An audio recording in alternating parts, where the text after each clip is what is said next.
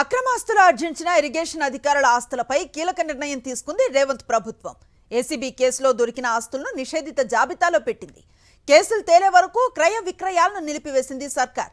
దీంతో ఇరిగేషన్ అధికారుల్లో ఆందోళన మొదలైంది. అవినీతి కేసులో దొరికిన అధికారుల ఆస్తులను నిషేధిత జాబితాలో పెడితే మిగతా ఉద్యోగులు ఎందుకంత ఆందోళన వ్యక్తం చేస్తున్నారు? వాస్తు స్టోరీ. ఆదాయానికి మించిన ఆస్తుల ఆరోపణలు ఎదుర్కొంటోన్న ముగ్గురు కాళేశ్వరం ఇంజనీర్లకు కాంగ్రెస్ ప్రభుత్వం షాక్ ఇచ్చింది.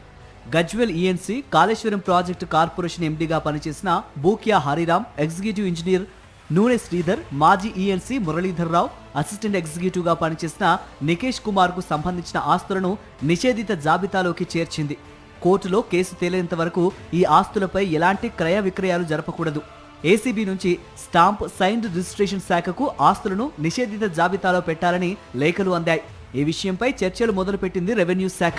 కాళేశ్వరం ప్రాజెక్టు కార్పొరేషన్ ఎండీగా పనిచేసిన బూకియా హరిరామ్ కు తెలంగాణలోనే అనేక చోట్ల ఉన్న అత్యంత విలువైన విల్లాలు, ఓపెన్ ప్లాట్లు, వ్యవసాయ భూములతో పాటు ఏపీలోని అమరావతిలో ఉన్న వాణిజ్య స్థలాన్ని అటాచ్ చేస్తూ నోటిఫికేషన్ జారీ చేయడంతో పాటు క్రయ విక్రయాలకు ఆస్కారం లేని నిషేధిత జాబితాలో ఈ ఆస్తులను పొందుపరిచింది.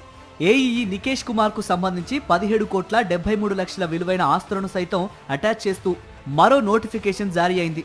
నికేష్ కుమార్ అక్రమాస్తుల విలువ బహిరంగ మార్కెట్లో 100 కోట్లకు పైనే ఉంటుందని అంచనా. ఆస్తులను అటాచ్ చేయడం అంటే తాత్కాలికంగా జప్తు చేయటమే. కోర్టు తుది ఉత్తర్వులు సదరు అధికారులకు అనుకూలంగా వస్తే ఆ ఆస్తులను తిరిగి వారికి అప్పగిస్తారు.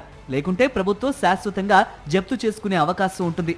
అదేవిధంగా ఈ నూనె శ్రీధర్ కు చెందిన 14 కోట్ల నగదుతో పాటు 110 కోట్ల విలువైన ఆస్తులు ఉన్నట్టుగా అంచనా వేస్తున్నారు అధికారులు. మాజీ ఈఎన్సీ మురళీధర్ రావు ఆస్తులు సైతం 100 కోట్ల రూపాయల విలువ ఉంటాయని, వారికి అదే నిబంధనలు వర్తిస్తాయని ప్రభుత్వం క్లారిటీ ఇచ్చింది. ప్రస్తుతం హరిరామ్, నికేష్ సస్పెన్షన్ లో ఉన్నారు. గత ఏప్రిల్లో హరిరామ్ ను ఏసీబీ అరెస్టు చేసింది. ప్రస్తుతం ఆరోపణలు ఎదుర్కొంటోన్న అధికారులు బెయిల్పై విడుదలయ్యారు. అయితే విజిలెన్స్ రిపోర్ట్లో దాదాపు 30 మంది పేర్లను ప్రతిపాదించింది. నిబంధనలకు విరుద్ధంగా విధులు నిర్వర్తించారని రిపోర్ట్లో చెప్పింది. విజిలెన్స్ రిపోర్టు ఆధారంగా ఏసీబీ వరుసగా దాడులు చేస్తోంది. ఏసీబీ దాడుల్లో దొరికిన ప్రతి అధికారి దగ్గర 100 కోట్ల రూపాయల ఆస్తులు బయటపడుతున్నాయి. బయటపడ్డ ఆస్తులను నిషేధిత జాబితాలో చేరుస్తూ చర్యలు మొదలు పెట్టడంతో మా పరిస్థితి ఏంటని ఆందోళనలో ఉన్నారట మరికొంతమంది అధికారులు. మా వరకు రాకూడదని పైరవీలు సైతం మొదలు పెట్టారని సెక్రటేరియట్లో చర్చ జరుగుతోంది. మరి రాబోయే రోజుల్లో ఏసీబీ వలలో ఎంతమంది పడతారు?